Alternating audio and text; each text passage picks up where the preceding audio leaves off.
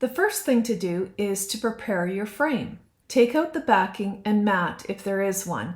Set the glass aside for the moment. If you like the color that the frame is, that is great, but if not, paint it to a color that will go with your project.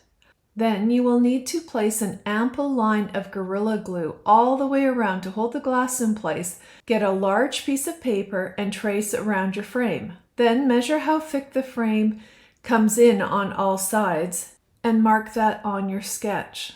Now you can draw your scene because you'll know where the perimeter is of the frame. I also wanted to break up the sky, so I drew a cloud in as well.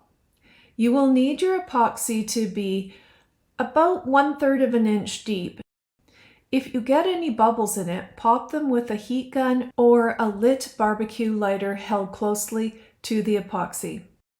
My upper snowflake is in the sky, so I wanted the sky to appear behind it, so I placed some of my blue pebbles inside the area of the snowflake and then placed the dish on top. My second dishware snowflake straddles the sky and the mountain. I only needed to add the blue pebbles because white or clear pebbles won't show up anyhow, so why waste them? Once dry, I stepped back to view and thought I needed to do something to bring the dish snowflakes to life, so I painted details with a metallic silver acrylic paint with sparkles mixed in. I followed the lines of the dishware, but only some of them, so that it created a snowflake pattern. I did that with both dishes. Lastly, I felt that the clear glass pebbles did not create the snowy atmosphere I really wanted, so I added some metallic silvery white paint to them, but just on the tops where the sun would catch the sparkles of the snow. Here it is, all done, and I think it looks so pretty. This piece looks great in front of a window, or it could even be placed on a shelf. I hope you enjoyed this project and will give it a try. So I've already preheated the oven to 350, and we're gonna go ahead and bake these for about 20 minutes. Go ahead and fill up a pan or a bowl with ice and water. You need enough to cover all of your glass pieces. And on this step, please make sure you wear safety glasses. So we're gonna go ahead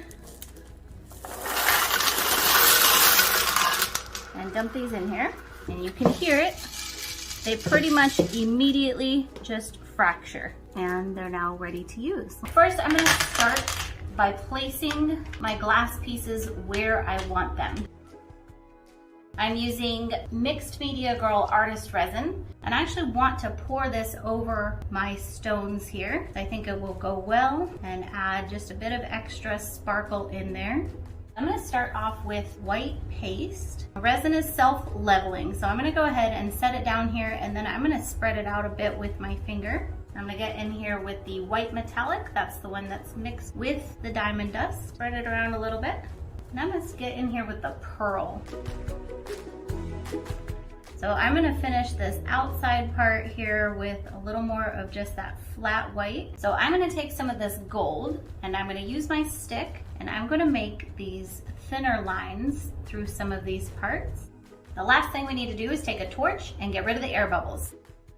Then we're gonna leave this cure, and I'll be right back. So it's got this brown paper on the back. Once you get a grip on it, you just go ahead and pull it all off.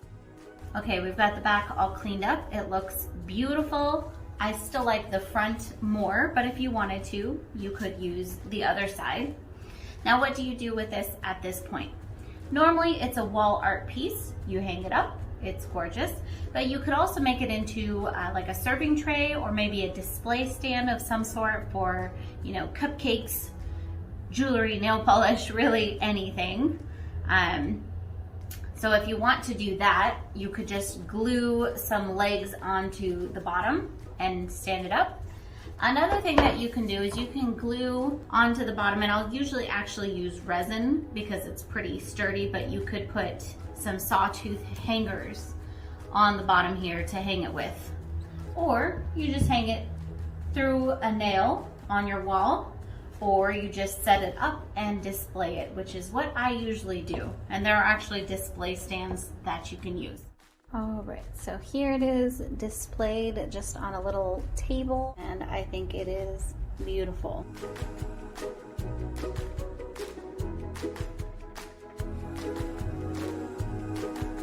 So have fun with this. Thank you so much for watching Home Talk. I will see you next time.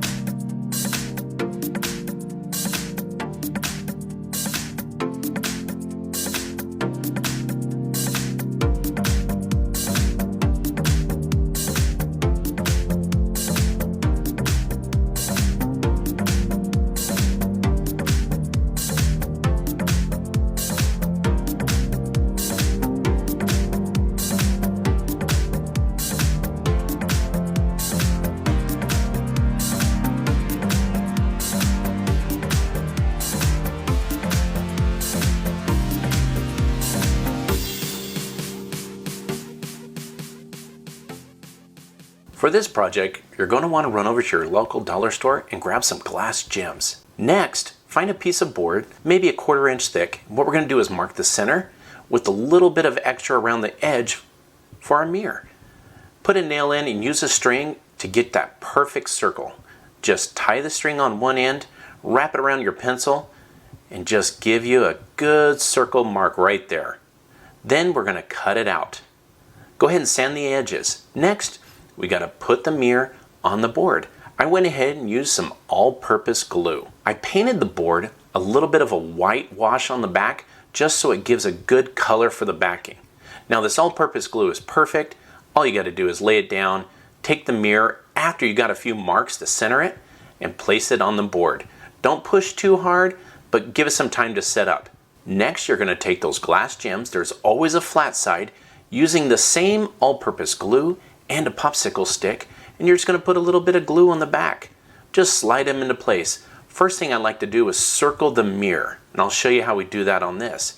Just keep going. Once you put it in place, just give it a little bit of a squeeze so it makes sure it sets pretty good. Watch this. Flat side, glue. All you got to do is put it down, and it'll go into place. The next thing you're going to do is start the second row. Not all these glass gems are the same size, so they're going to look a little random. So do row 2, row 3, and basically how many rows you want. When you do get to the edge, you can have it stick out a little bit or just have a little bit of the board, completely up to you. I do recommend though using white glue. You're going to want to go ahead and circle the whole board with your gems, and after you're done, it's time for the grout. I went ahead and got some powder grout instead of the pre-mixed. Put your water in and start stirring it. You'll want to use non-sanded grout. It comes out to like a thick yogurt. Once you get it mixed pretty good, add your choice of paint color. I went with the turquoise on this and mix it well. It's going to be a little swirly in the beginning, but all you got to do is give it a good stir. Make sure you get all of the sides. Add more paint if you need to until you get the right color.